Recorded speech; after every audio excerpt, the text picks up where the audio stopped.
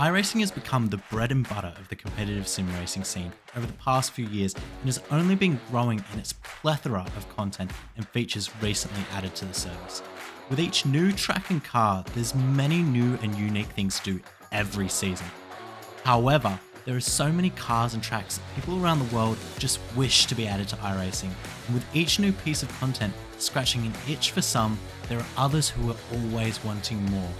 The good news for us folks down under is that Australia is no stranger to iRacing, with Mount Panorama, Sandown, Winton, Oran Park and Phillip Island, as well as the Gen 2 cars all active on the service.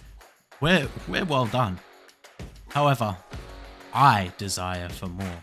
I want more. 5 tracks in the Gen 2 is awesome, but to me, those are rookie numbers. We can pump them up, we can add more. So today I have an Aussie motorsport treat for you, with 5 Australian things that I think should be in iRacing. And firstly, I think this one's obvious, it's the Gen 3 Supercars. It speaks for itself and I don't think it can come as a surprise to anyone this here is in my list.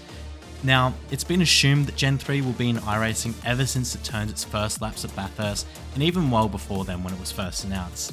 And whilst nothing is officially confirmed and they haven't quote unquote started works on it, it is believed to be coming up in the next year, maybe even a few seasons.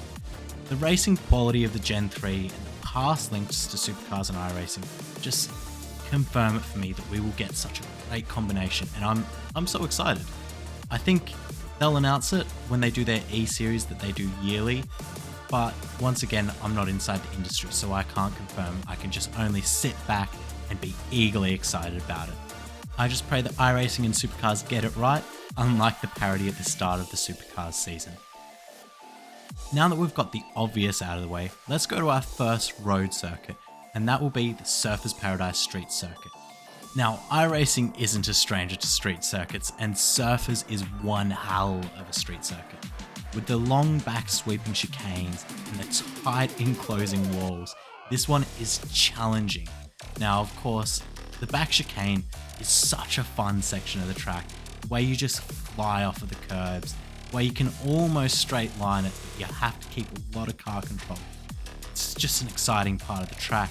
Not to mention the turn 1 chicane. If you thought Monza turn 1 could be chaotic, this one will be something else. And of course, that comes off of the run off of the curved pit straight, which once again is an exciting and unique part of the track, similar to Long Beach in my opinion. But the only downside to this track is that we can't get the full former Indy course layout. Otherwise, it's perfect, but it's a shame that we won't get that. However, I will accept the short track in its mirror-smashing glory. Now, for the third option, I've chosen Wanneroo Raceway, formerly known as Barbagallo.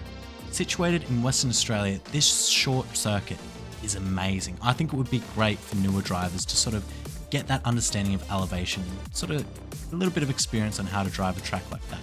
Now, of course, this track has the Supercars layout, but it also has a motocross layout and a short track layout. As well as that, it has alternate pits. So for example, all these pit lanes are on the left-hand side of the track, but it also has the Supercars pits on the right-hand side with the safe and unsafe entries, which is a great addition in my opinion. Now, this circuit has a lot of history and it's a very challenging track. It's a great way to learn how to race.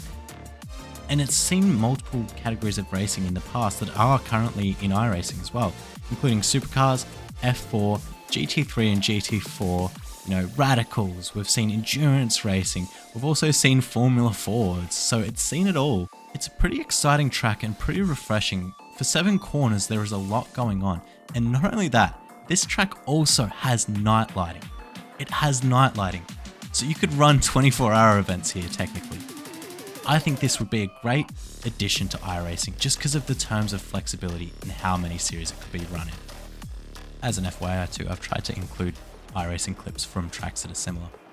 However, we're on to number 4, and number 4 for me is Circuit Italia in Newcastle, and if you don't know what that track is, you'd be forgiven because it hasn't actually seen any racing and isn't fully completed yet.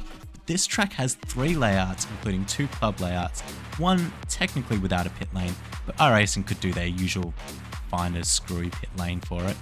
However, while it hasn't had a chance to prove itself, it holds a lot of promise. It's got state-of-the-art pit boxes, state-of-the-art facilities, and it's got a lot of elevation changes, which is the most exciting part to me.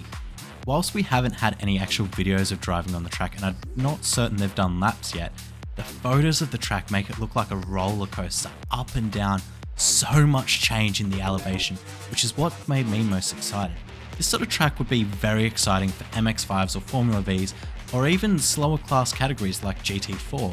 I think it would make a great free addition to iRacing, and in my opinion, this would probably run like the greatest combination of Brands Hatch and Alton Park that you've ever seen in your life. And I might be selling false promises here, but I genuinely believe it would be a good fit for iRacing.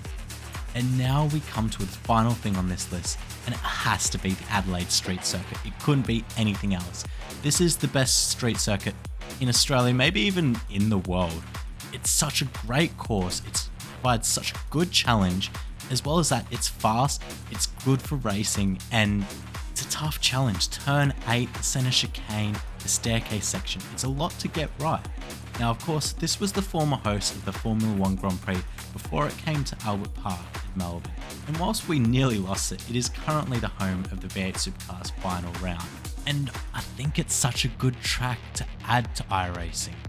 The Turn 8, just difficulties. You know, there's so many drivers who have ended their races there, and I think that would be such a, interesting challenge. You thought Monza Turn 1 was hard. This is harder.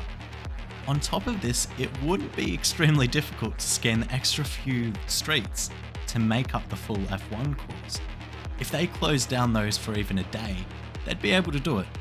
But with or without the F1 circuit, I think Adelaide Street Circuit would be such a great addition to iRacing. But anyway, that's my list. That's my 5 Aussie things I'd like to see in iRacing. What do you guys think? Let me know down in the comments below, and let me know what you personally would like to see in iRacing.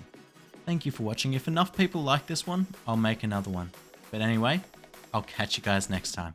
Goodbye.